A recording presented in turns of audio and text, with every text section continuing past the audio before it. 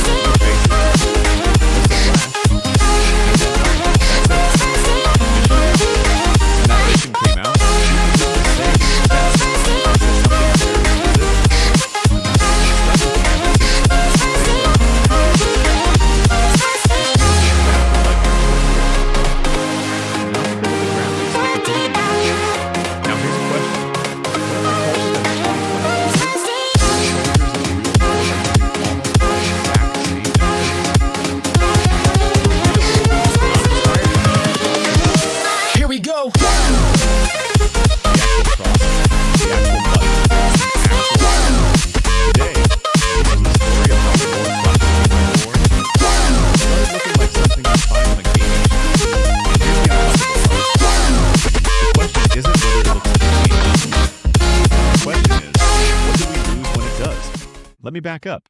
What exactly is an AC-130? It's a military gunship, basically a cargo plane converted into a flying weapons platform. It circles overhead, far above. The crew never sees the ground with their own eyes. They watch only through thermal cameras mounted on the aircraft. The enemy below appears as white blobs on a screen. Heat signatures, the aircraft tracks them. A fire control officer calls the shot. Someone presses a button. Here's the thing that made COD 4's portrayal so disturbing. It wasn't fictional.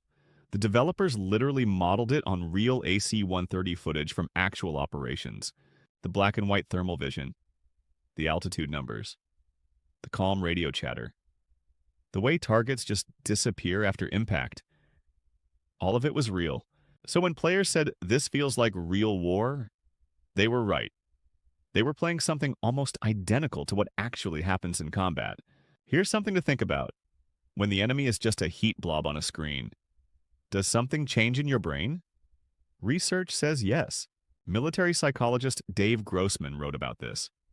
The greater the distance between a soldier and a target, the lower the psychological resistance to killing. But here's the twist Grossman never fully anticipated. Drones change the equation. You could be physically distant, but perceptually very, very close. You see everything through a camera. You watch people move, work, even sleep. And then you press a button. That combination had never existed before.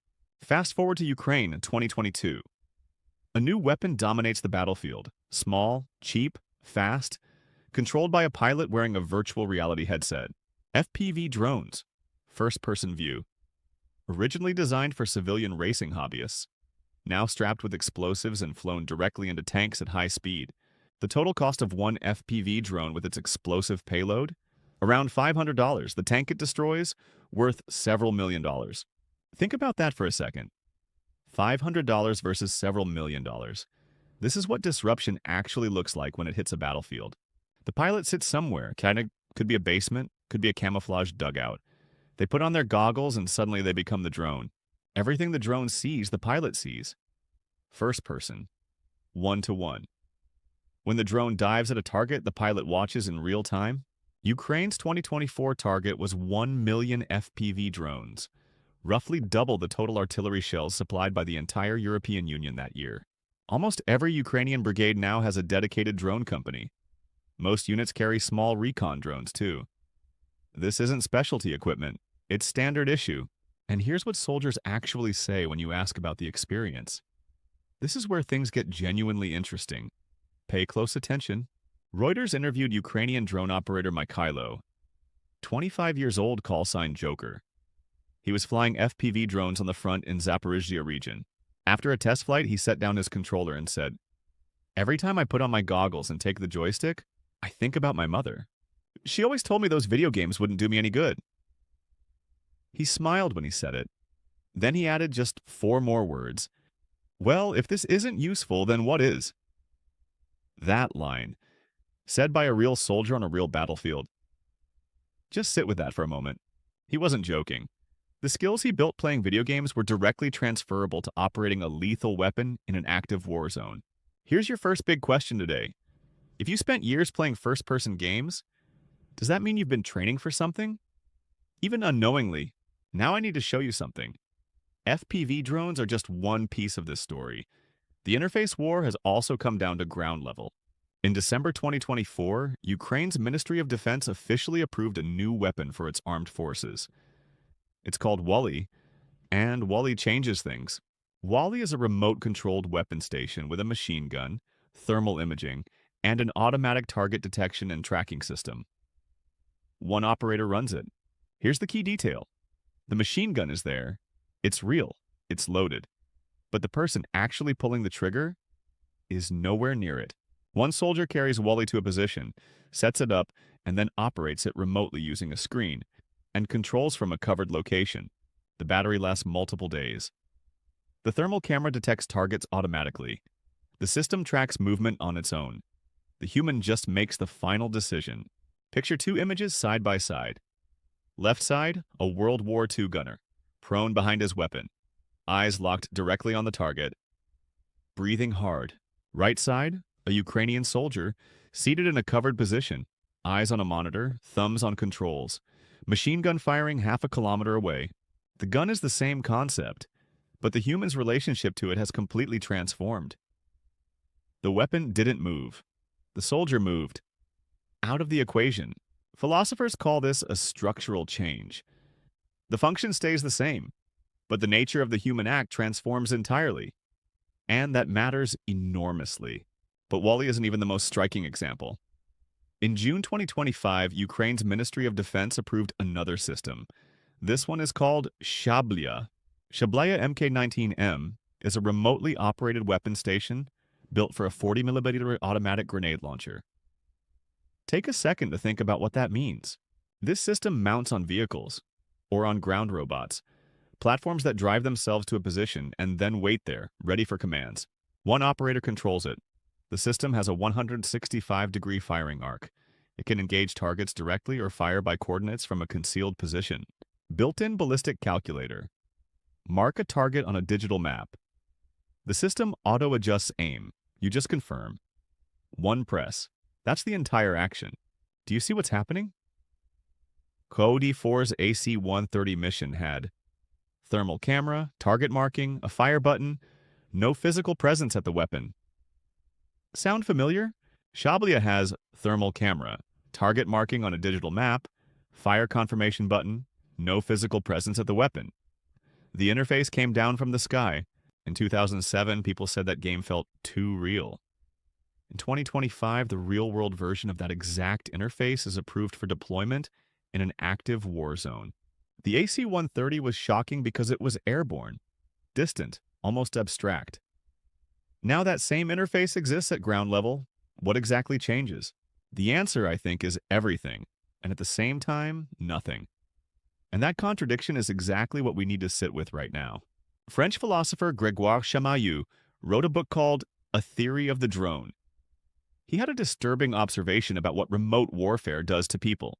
He argued that drones and all remote weapons create a fundamental asymmetry. One side can die, the other side cannot. Not ever. When only one side faces danger, warfare loses reciprocity. It stops being combat. It becomes something else entirely, one without a clean name yet. Chamayou called this the end of the dual model of war. Two combatants facing each other. Instead, it becomes a hunt. Predator and prey. And here's the psychological consequence. Early drone operators described their experience using language that should genuinely concern all of us. It's like a video game. Almost like playing Civilization, directing units in battle. It can get a little bloodthirsty, but it's cool. Those are real quotes from real drone operators. Before military PR teams realized how damaging those quotes sounded and started coaching differently. After that, the official line changed. "We are not just playing video games here," said defensively, every time, because the comparison kept coming up. Here's the uncomfortable truth. The comparison keeps coming up because it's accurate. Not in every way, but in the ways that matter most. The interface is similar. The perceptual experience is similar. The physical distance is similar. What's different?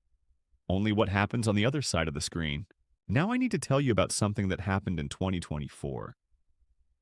Because here's where this story takes a turn that honestly stunned me. Ukraine's government launched what they officially call the Army of Drones bonus system. And I need you to understand what this actually is. Drone units earn points for confirmed kills. Those points can be spent in an online store, a real military equipment marketplace called Brave. The Brave store has over 100 drones, autonomous vehicles, and other equipment. You earn points, you buy gear, you kill more. Repeat. There is a leaderboard. Teams compete against each other. Top units have names like Achilles and Phoenix. 400 units are now participating. Ukraine's deputy prime minister described it directly. The more infantry you kill, the more drones you get to kill more infantry. A self-reinforcing cycle. In September 2024, drone units in this system killed or wounded 18,000 Russian soldiers, double the same month 1 year prior. That's the scoreboard. Reconnaissance units earn points for what they call Uber targeting. Drop a pin on a digital map. A drone from another unit hits that location. Capturing a Russian soldier alive, which requires a specialized drone op, earns 120 points. Killing an enemy drone operator earns 25 points. Ukraine's deputy PM said something stunning about setting these point values. We are pretty much emotionless about it. It feels like just technical work. He wasn't being callous. He was describing a psychological adaptation.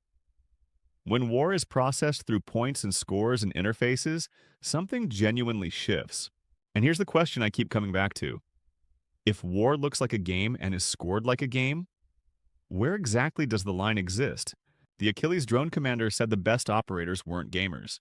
They were disciplined people who happened to also have gamer instincts and reflexes. French theorist Paul Virilio wrote that war has always been a history of seeing technology. The telescope, the camera, the satellite, now the drone. James Derderian called it virtuous war, military, media, and entertainment fusing into one network. Not games imitating war, war and games converging. Here's what that means in practice. The skills are identical. The interfaces are nearly the same. The psychological distance is engineered in on both sides. In a game, when you die, you respawn. You try again. The experience is consequence-free by design. That's what makes games function as games. In the real version, the Wolly, the SHABLYA, the FPV drone, it looks consequence-free from the operator's side too. But only from their side. The question isn't whether this technology works. It does. The question is what it costs, not in dollars, but in something harder to measure. We started with a video game that felt too much like real war. Now we have real war that looks exactly like the game. The gap has closed. The AC-130 mission shocked people in 2007 because the interface felt wrong for war. Today, that same interface has come all the way down to the ground. The most unsettling part? We don't have the right language for it yet. We're living through something genuinely new, still using old frameworks to understand it. So I'm going to ask you the question I started with. Now that you know the full story, what do you actually think about all of this? Does this make war more humane because fewer soldiers die, or more dangerous because the threshold to start one drops? Both can be simultaneously true. That's a wrap for today. The AC-130 came down from the sky. It's in a basement in Ukraine now with a joystick and a monitor. Think about that.